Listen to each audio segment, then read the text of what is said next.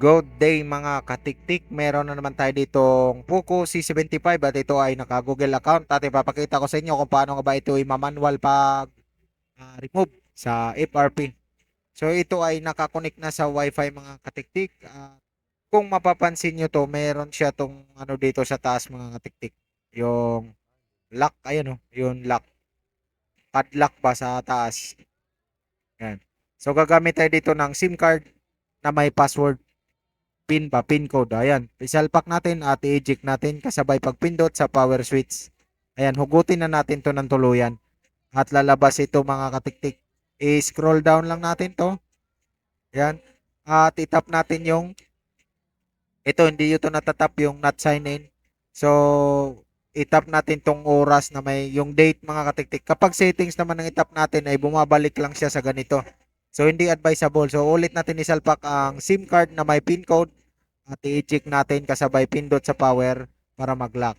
Scroll down at ito yung itatap natin, yung calendar sa baba ng oras. So, punta tayo sa settings at dito sa about.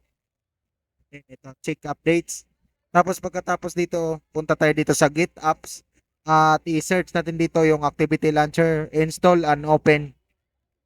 Yan, install and open. Ayan, dito mga katiktik, kailangan lang natin i-search at saka i-install natin yung ito, Activity Launcher. So, pag natapos mo na install, i-tap mo lang yung open.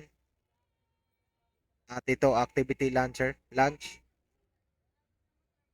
Type mo pala dyan mga katiktik, yung second space. Pagka-open mo dyan sa Activity Launcher, type mo yung second space sa My Search. At ito yung lalabas. Yan. So, parang nag-black screen yung ating phone. Pag na-tap mo yung second space. So, kapag ganyan mga katiktik, ayan o, pwede nating i-long press yung ano natin kasi nagba-block yung screen pagka-tap natin sa second space. Long press yung power switch. At yan, kung makita mo sa taas ng phone, nagdi-display na yung battery, Wi-Fi, at saka yung Bluetooth, at saka yung time niya. So, at kapag ganyan pa rin, pwede nating i-restart. Restart natin, long press again the power switch. At i-slide down lang natin para mag-restart ang phone. So, kapag nag-block screen, pagkatapos yung may tap ang second space, ay kailangan yung i-restart ang iyong cellphone at pagkatapos mo may restart, ulitin mo lang ang process. Ulitin mo lang ito mga katiktik para pumasok tayo ulit doon sa settings at mapuntahan natin ulit yung second space. So, kailangan mo again ng SIM card na may PIN code. So, madali lang naman yan gawan at kapag di mo pa alam kung paano gawan ng PIN code ang iyong SIM card, ay meron tayong link dyan sa description. Ilalagay ko yung link kung paano maglagay ng PIN code sa mga SIM card. So, dagdag additional security po kasi yan kapag nilagyan mo ng PIN code ang iyong SIM card. So, tayo natin na magbukas ang phone at ulitin lang natin ang process hanggang makarating tayo ulit doon sa may second space. So, kailangan ulit natin isalpak yung SIM card dito mga katiktik at make sure nakakonect pa rin kayo sa yung Wi-Fi.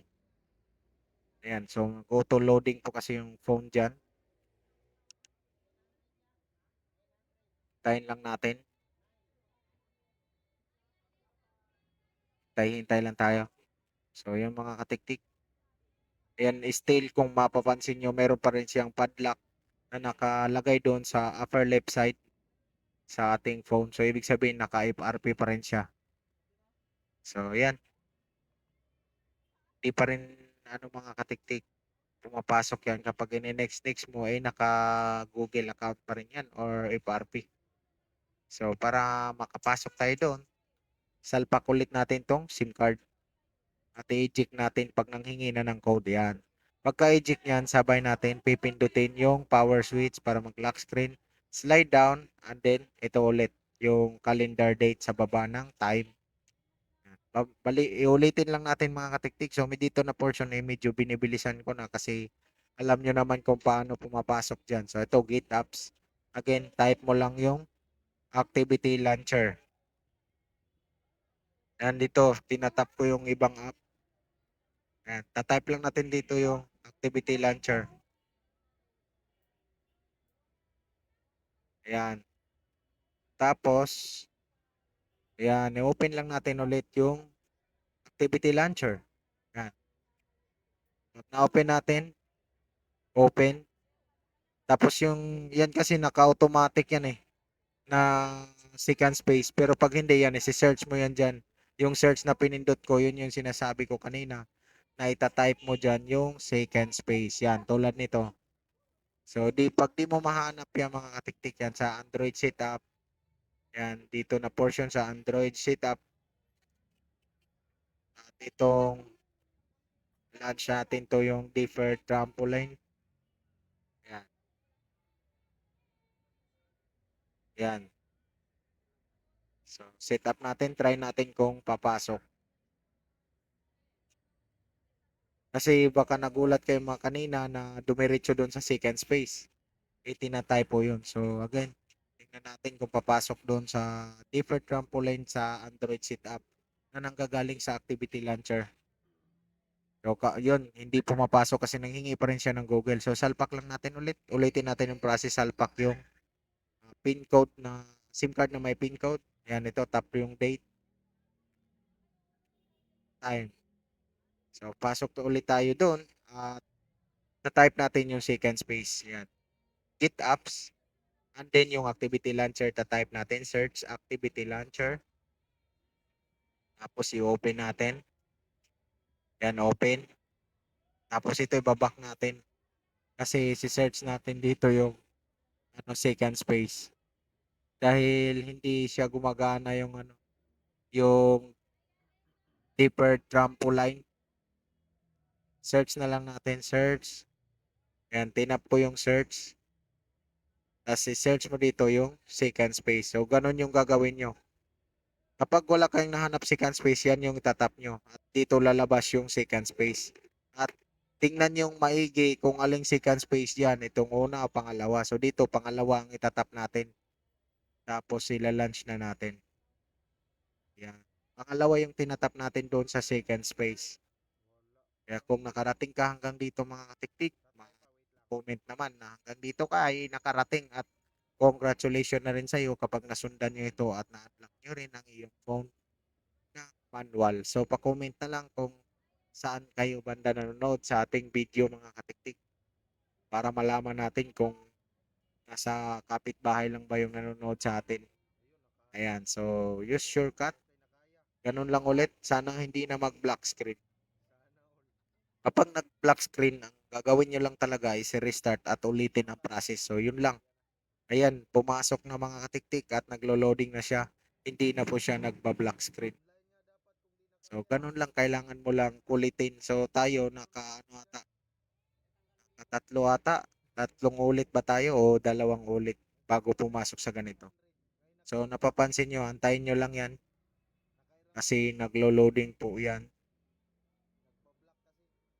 So, konting hintay lang tayo.